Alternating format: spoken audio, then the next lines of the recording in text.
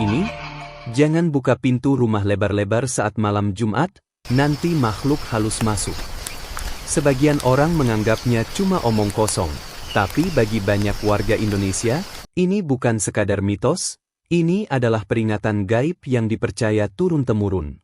Malam ini, kita akan membahas salah satu kepercayaan paling misterius yang masih hidup sampai sekarang. Jadi, pastikan kamu nonton sampai habis. Karena siapa tahu, setelah video ini, kamu tak akan lagi berani membuka pintu rumahmu saat malam Jumat.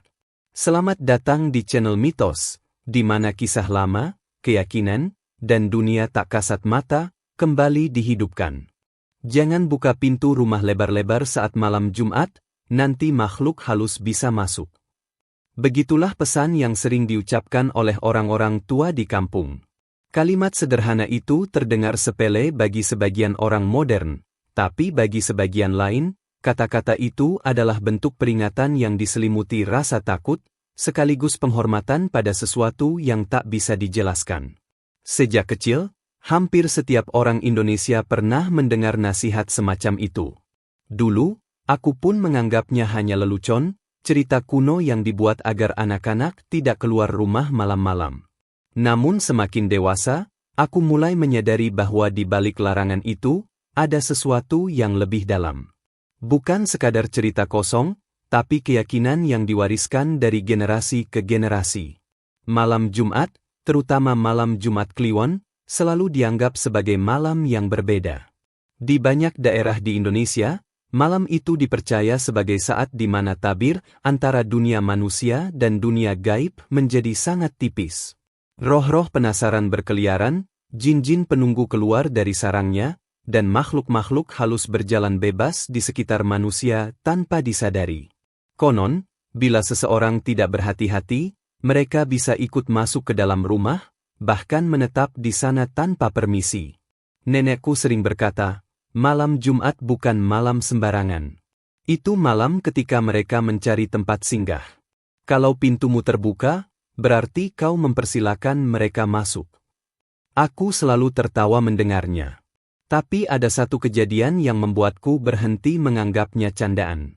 Dulu, di kampung tempat nenek tinggal, ada sebuah rumah tua di ujung jalan yang jarang sekali dibuka pintunya.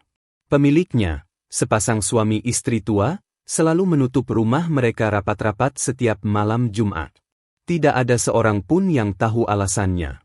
Namun pada suatu malam, karena angin berhembus sangat kencang, pintu rumah mereka terbuka sendiri.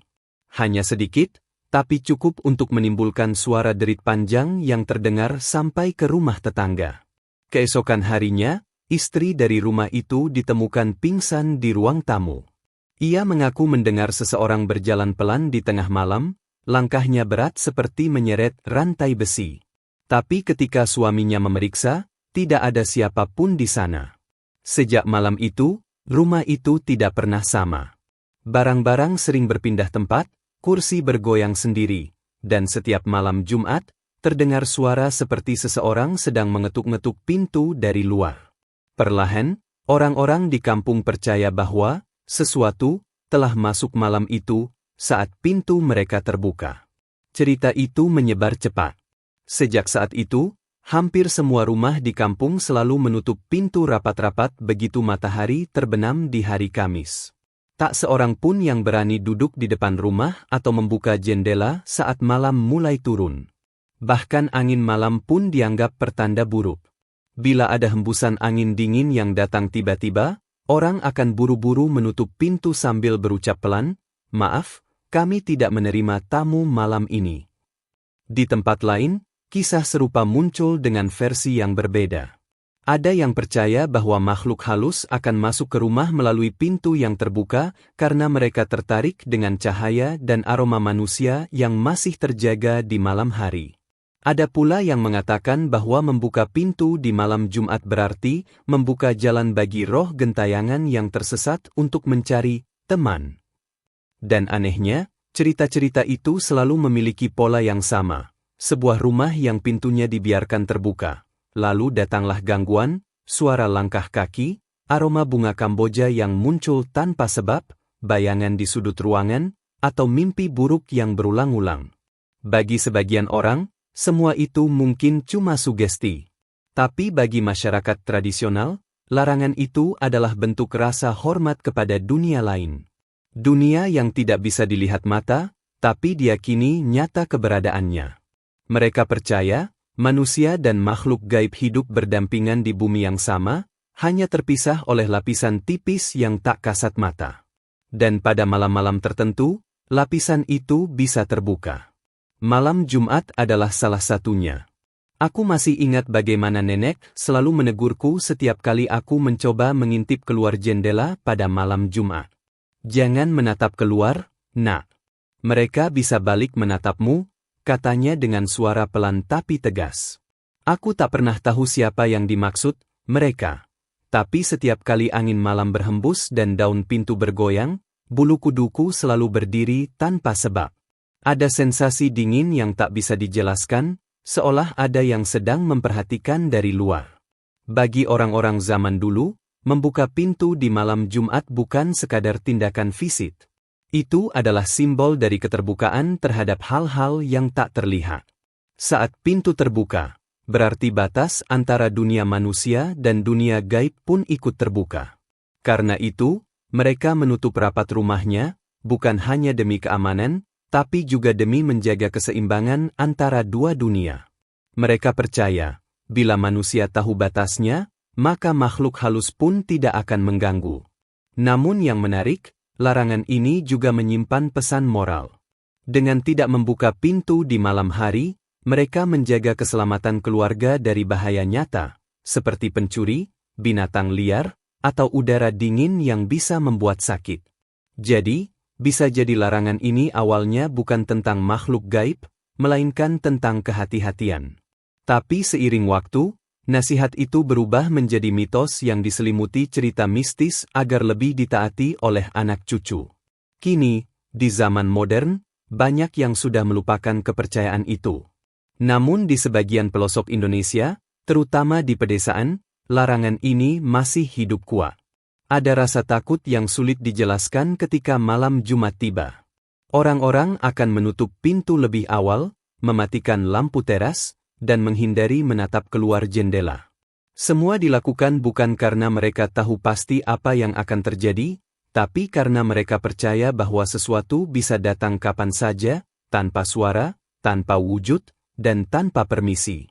Malam Jumat, bagi mereka, bukan malam biasa. Itu adalah malam di mana dunia terasa lebih sunyi, lebih dingin, dan lebih dekat dengan sesuatu yang tak terlihat. Dan mungkin, di sanalah akar dari semua larangan itu. Sebuah keyakinan kuno yang lahir dari rasa hormat dan ketakutan sekaligus. Karena siapapun yang pernah merasakan hawa malam Jumat yang aneh itu, tahu satu hal pasti. Ketika angin berhembus pelan melewati celah pintu, dan udara tiba-tiba berubah dingin tanpa sebab. Kadang, yang datang bukan hanya angin. Setelah malam itu, aku tak lagi menganggap larangan membuka pintu di malam Jumat sebagai hal remeh. Namun rasa penasaran tetap mengusikku. Aku ingin tahu, dari mana sebenarnya asal kepercayaan itu. Mengapa malam Jumat begitu istimewa bagi banyak orang, sampai-sampai dianggap malam di mana makhluk halus bebas berkeliaran? Aku mulai bertanya kepada orang-orang tua di kampung. Jawaban mereka berbeda-beda, tapi intinya selalu sama. Malam Jumat adalah malam yang berisi. Dalam keyakinan orang Jawa, malam itu adalah waktu ketika dunia roh berdenyut lebih kuat dari biasanya. Sebagian orang menganggapnya malam penuh berkah, sementara sebagian lainnya melihatnya sebagai malam di mana bahaya spiritual lebih mudah datang. Dua sisi yang berbeda dari koin yang sama. Nenekku pernah bercerita bahwa pada malam Jumat Kliwon, langit dan bumi menjadi lebih dekat. Ia percaya, itu adalah waktu di mana arwah leluhur turun untuk menengok keturunannya. Karena itu, membuka pintu rumah pada malam itu dianggap tidak sopan. Bukan hanya karena takut pada makhluk halus, tapi juga karena khawatir, tamu tak kasat mata, bisa merasa diundang untuk masuk. Mereka tidak suka disambut dengan pintu terbuka, katanya. Karena bagi mereka, Rumah manusia bukan tempat singgah. Itu tempat suci, tempat kehidupan, bukan tempat antara hidup dan mati. Namun ada juga yang melihat larangan itu dari sisi berbeda. Seorang tetua di kampung sebelah, yang dikenal sering menjadi rujukan orang-orang yang mencari penjelasan spiritual, mengatakan bahwa mitos itu adalah bentuk perlambang. Menurutnya, membuka pintu di malam Jumat bukan hanya tindakan fisik, tapi juga gambaran dari hati manusia. Pintu rumah melambangkan batas antara tubuh dan jiwa. Ketika seseorang membuka pintunya tanpa penjagaan, ia menjadi rentan terhadap hal-hal buruk, entah itu bisikan jahat, energi negatif, atau bahkan gangguan batin. Maka, menutup pintu pada malam Jumat bukan hanya menjaga rumah dari makhluk halus, tapi juga menjaga diri dari godaan yang datang dalam bentuk lain. Aku mulai memahami bahwa mitos kadang tidak sepenuhnya tentang makhluk gaib. Ia bisa jadi lahir dari simbol, dari pesan yang dibungkus dalam kisah agar lebih mudah diterima. Orang dulu tidak punya buku teori psikologi, tidak mengenal istilah energi negatif atau vibrasi spiritual. Jadi, mereka menyampaikannya lewat cerita yang bisa dimengerti anak-anak. Jangan buka pintu malam Jumat, nanti hantu masuk. Sederhana, tapi efektif. Dan karena cerita itu terus diulang dari generasi ke generasi, lama-lama ia menjadi keyakinan yang mengakar dalam budaya. Meski begitu, sebagian kisah masih terlalu sulit untuk dijelaskan dengan logika. Di sebuah dusun kecil di lereng gunung, ada keluarga yang konon pernah mencoba menentang larangan ini. Mereka membuka semua pintu rumah pada malam Jumat, dengan alasan ingin membuktikan bahwa itu hanyalah mitos. Tidak ada yang terjadi malam itu, tapi beberapa hari kemudian, anak bungsu keluarga tersebut jatuh sakit tanpa sebab. Tubuhnya panas tinggi, namun dokter tak menemukan penyakit apapun. Di tengah demamnya, anak itu berulang kali menyebut kata tamu. Tamu itu belum pergi, katanya dengan mata kosong. Dia masih di ruang tamu. Sejak peristiwa itu, keluarga tersebut tidak pernah lagi menguji larangan leluhur. Mereka menutup pintu setiap malam Jumat, sama seperti yang dilakukan tetangga-tetangga mereka. Entah karena takut, atau karena sudah menyadari bahwa ada hal-hal di dunia ini yang tak perlu dibuktikan untuk bisa dipercaya. Namun bila kita menyingkap lapisan rasional di balik semua itu, ada sisi logis yang menarik. Larangan membuka pintu di malam hari sebenarnya juga menyimpan pesan keamanan yang sangat masuk akal. Di masa lalu, ketika penerangan masih minim dan rumah-rumah terbuat dari kayu, membuka pintu di malam hari berarti membuka peluang bagi pencuri atau binatang liar untuk masuk. Malam Jumat seringkali menjadi waktu di mana orang beristirahat lebih awal, suasana kampung lebih sunyi, dan penjagaan longgar. Maka menutup pintu rapat-rapat adalah tindakan bijak, bukan karena takut makhluk halus, tapi karena menjaga keselamatan keluarga. Namun agar pesan itu diingat dengan serius, para leluhur menambahkan unsur mistis di dalamnya. Karena ketakutan lebih mudah diingat daripada sekadar nasihat. Itulah keunikan budaya kita. Di tanah Nusantara, batas antara mitos dan makna seringkali kabur. Cerita-cerita lama tidak hanya menghibur, tapi juga mendidik. Mereka mengajarkan kita untuk berhati-hati, untuk menghormati alam, dan untuk menyadari bahwa manusia bukan satu-satunya penghuni bumi. Dan mungkin, larangan membuka pintu di malam Jumat adalah cara nenek moyang kita berkata, jagalah rumahmu, jagalah hatimu, karena di luar sana ada banyak hal yang tidak kamu pahami. Setelah memahami itu semua, aku jadi berpikir, mungkin mitos bukan sesuatu yang harus dilawan. Ia adalah cara manusia kuno menjelaskan sesuatu yang tak bisa dijelaskan. Ketika mereka melihat hal aneh, ketika suara-suara datang di malam gelap tanpa sumber jelas, mereka butuh jawaban. Maka lahirlah cerita, dan dari cerita lahirlah kepercayaan. Dan meski kini kita hidup di zaman modern, dengan cahaya listrik yang menerangi setiap sudut rumah, sebagian dari rasa takut itu tetap bertahan. Karena pada akhirnya, rasa takut pada yang tak terlihat adalah bagian dari naluri manusia. Aku pun bertanya pada diriku sendiri, Apakah aku benar-benar percaya dengan larangan itu? Entahlah. Tapi setiap kali malam Jumat tiba, entah kenapa tanganku selalu menutup pintu lebih cepat dari biasanya. Aku tidak tahu apakah itu karena takut pada makhluk gaib, atau karena rasa hormat pada pesan leluhur yang telah hidup jauh sebelum aku lahir. Yang jelas, aku belajar satu hal penting. Kadang mitos bukan hanya tentang kepercayaan, tapi tentang cara kita menjaga keseimbangan antara dunia yang terlihat dan dunia yang tersembunyi, antara logika dan rasa, antara keberanian untuk tahu dan kebijaksanaan untuk tetap menghormati misteri. Dan mungkin, disitulah rahasia sebenarnya. Bahwa setiap mitos yang bertahan ratusan tahun bukan karena kebohongan, tapi karena di dalamnya tersimpan kebenaran yang tidak bisa dijelaskan dengan kata-kata. Setelah banyak mendengar kisah, penjelasan, dan cerita turun-temurun tentang larangan membuka pintu di malam Jumat, aku mulai menyadari satu hal sederhana. Terkadang, yang membuat sebuah mitos bertahan bukanlah karena kebenarannya, tapi karena kepercayaan manusia terhadapnya. Dan dalam hal ini, kepercayaan bisa jauh lebih kuat daripada bukti apapun. Di kampung tempat aku dibesarkan, malam Jumat selalu memiliki suasana yang berbeda. Entah karena langitnya yang lebih tenang, atau karena udara malam yang terasa lebih berat, tapi setiap kali malam itu tiba, suasana menjadi lebih hening. Orang-orang berbicara lebih pelan, anak-anak tak lagi bermain di luar, dan para orang tua duduk di ruang tamu sambil menunggu waktu tidur. Rumah-rumah menutup pintunya lebih awal, seolah-olah ada kesepakatan tak tertulis di antara seluruh penghuni kampung. Ketika malam Jumat datang, semuanya harus tenang. Aku sempat bertanya-tanya, mengapa kepercayaan seperti itu begitu kuat melekat di hati orang-orang? Bukankah zaman sudah berubah? Bukankah listrik, teknologi, dan ilmu pengetahuan sudah seharusnya menghapus rasa takut pada hal-hal tak terlihat? Tapi rupanya, kepercayaan bukan sesuatu yang bisa dihapus begitu saja. Ia tumbuh dari pengalaman, dari rasa hormat, dari cerita yang mengendap dalam ingatan. Dan mungkin, di dalam setiap kepercayaan yang tampak kuno, selalu ada alasan yang tak bisa dijelaskan sepenuhnya dengan logika. Suatu malam, aku berbincang dengan seorang kakek yang dikenal sebagai penjaga makam tua di ujung desa.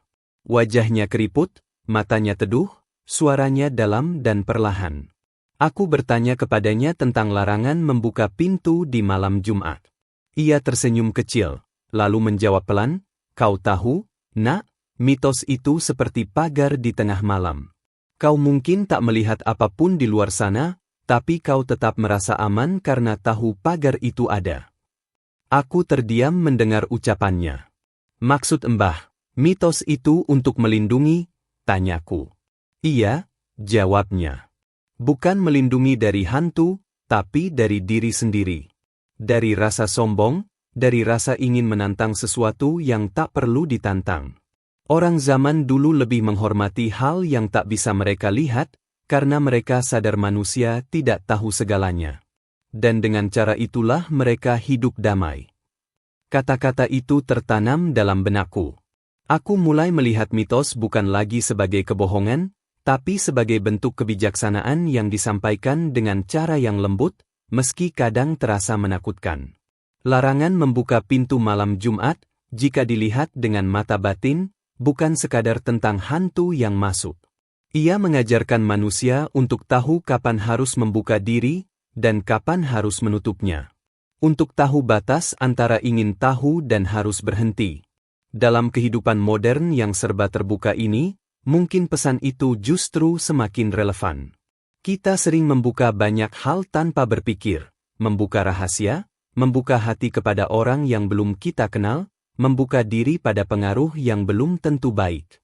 Mungkin, disitulah makna terdalam dari larangan itu, bahwa tidak semua pintu harus dibuka. Karena ada hal-hal yang, ketika dibiarkan terbuka terlalu lama, justru membawa sesuatu yang tidak diinginkan masuk ke dalam hidup kita. Aku ingat, suatu malam Jumat aku sengaja tidak menutup pintu rumah. Hanya sedikit, sekadar celah kecil. Bukan karena ingin menantang, tapi karena penasaran. Malam berjalan lambat. Udara diam, Tak ada angin, tapi di antara keheningan itu, aku mendengar sesuatu. Suara langkah kaki. Sangat pelan, tapi jelas. Langkah itu berhenti tepat di depan pintu. Aku tidak berani menoleh. Jantungku berdetak cepat, tubuhku membeku. Lalu terdengar suara napas, berat dan panjang, seperti seseorang berdiri di balik ambang pintu menatap ke dalam rumah. Aku menunggu. 5 detik. 10 detik. 20 detik. Lalu suara itu lenyap. Tak ada siapa-siapa di sana, tapi entah mengapa, aku segera menutup pintu rapat-rapat. Sejak malam itu, aku tak pernah membiarkannya terbuka lagi. Mungkin itu hanya halusinasi. Mungkin hanya imajinasiku yang terbawa cerita-cerita lama. Tapi pengalaman kecil itu membuatku sadar, rasa takut kadang adalah cara tubuh memberitahu bahwa ada sesuatu yang tak seharusnya dilakukan.